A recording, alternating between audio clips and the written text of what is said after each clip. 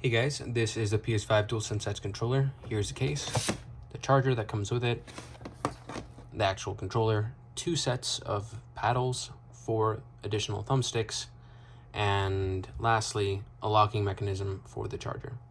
I've had this controller for the past month, and in short, I'd recommend everyone who's interested in upgrading to a more gamer-like controller to either get a cheap alternative, probably off Amazon, or to wait until this controller is on sale, I'd say for $40 or $50, because for the price that it's worth, it does not come with features that I would have expected from a $200 controller.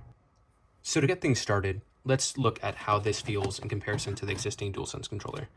It's actually a bit disappointing because it's actually the same, except the triggers on the back. Everything else feels exactly the same as the existing DualSense controller.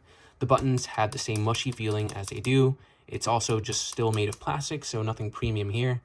The back, the buttons, the triggers, especially in L2 and R2, are texturized, which is not found on the existing DualSense controller, but other than that, it adds nothing else. They're not metallic, they're still made of plastic. On the very back, once you add the paddles are made of a nice metallic element. However, other than this very nice premium feeling object, the controller feels the exact same. It's kind of sad. Even the thumbsticks, you would expect maybe it would add more texture, or maybe it would feel a little bit different, but no. Looking at them side by side, the thumbsticks are actually the exact same. Nothing special here. Even the touchpad, which you can see engraved are the Sony PS5 symbols, they actually aren't texturized at all. It's just the same plastic feeling that you have on the existing DualSense controller. So what sets this apart? Well, the triggers on the back, you can adjust the sensitivity of the adaptive trigger. That means that when you set the sensitivity to high, or on the very lowest version, you can actually press down and you can feel the feedback much quicker than when it's all the way on the top on the latest configuration. But other than that, it's sort of a gimmick. It's not an instantaneous press. There's still a lot of space to be pressing on until you can actually see it in game. Additionally, on the back, you only can add 2 paddles, which is sort of disappointing because other Elite controllers have the addition of 4 additional paddles on the back, while this only has 2. And while the paddles that come with the controller are nice and can fit different types of grips and hands, they're not really something that I'd say are very special or unique to this specific controller. Lastly, the additional thumbsticks that come with the controller have different heights. However, you can really find something very similar on Amazon. You can even buy thumbsticks that have different heights, and you can just put them on top of the existing DualSense controller. The thing that really sets this apart is that you can actually take the specific modules for the analog sticks out. So by right on the bottom of the controller, by pressing the reset button, the release button, you can actually take the bottom part out, release this lever, and take the whole module out, which is nice if you ever do experience drift on your controller. But I'd say that's the only thing that really sets this controller apart from its competition, because other than that, it's not quite special and it doesn't feel premium compared to the existing DualSense controller. So what do I recommend at the end? Well, I'd say that this controller really was a bit disappointing because I expected a lot more for the $200 price tag that it sold for. Additionally, it seems like you're paying $100 for the controller, but the other $100 is actually for the case. And I don't know about you, but I personally don't care about the case that I take my controller in. I can just put it in a bag or just put it in my backpack.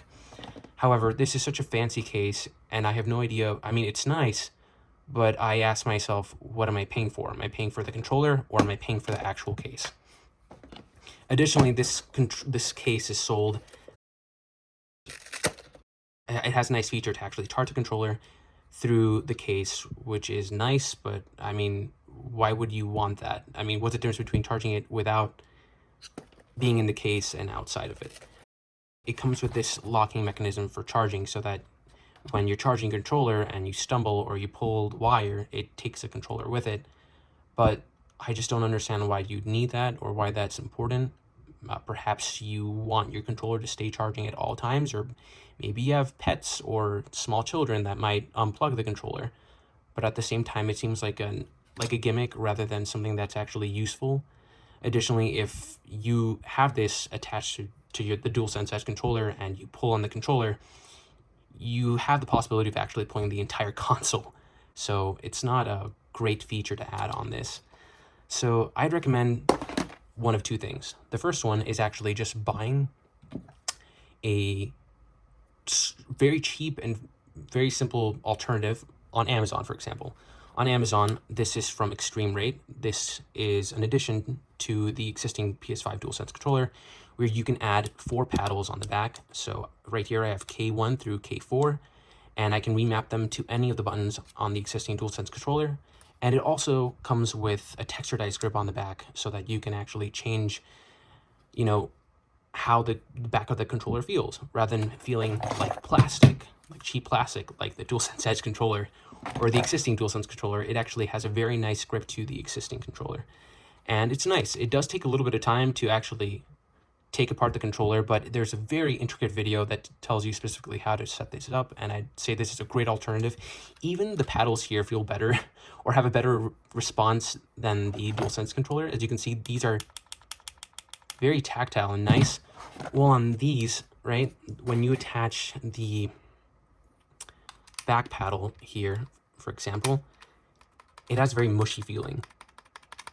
So I'd say that's the one thing that I don't quite like about the DualSense controller. As I said before, you can also find thumbsticks or other types of plastic that you can put on top of the existing DualSense controller so that it gives you, that specific feature or gamer-like characteristic that you're looking for. But I personally would just say get cheap alternatives to the existing DualSense controller that you can add, or wait until this is reduced or is on sale, because for $200, I'd say it's not worth the price that it's selling for.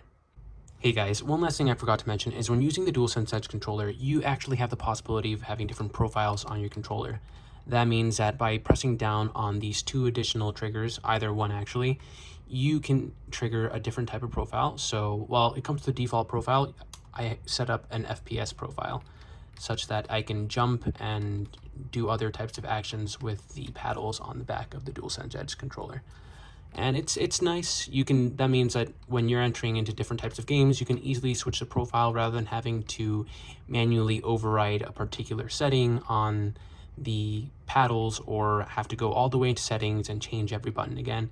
It's a very simple way of just changing the different profile. So if I want to go back to default, I can just press down, triangle, there you go. And I also have the possibility of adjusting the headphone volume as well as the game chat audio balance, which is pretty nice and something that I cannot find in any other accessory online other than just having the DualSense Edge. So I guess if that's valuable to you in some way, I'd say it's worth it. But with, for example, the other Amazon alternative, I would just have to reset every button, so I could just clear it out or remap the buttons by holding down on this on the mapping button of this controller. So it takes time, but it's $150 less than what I'd have to pay with this, which doesn't really offer a lot extra that, at least to me, is worth it. So yeah, that's my video and recommendation. If you have any questions, let me know, and thanks for watching.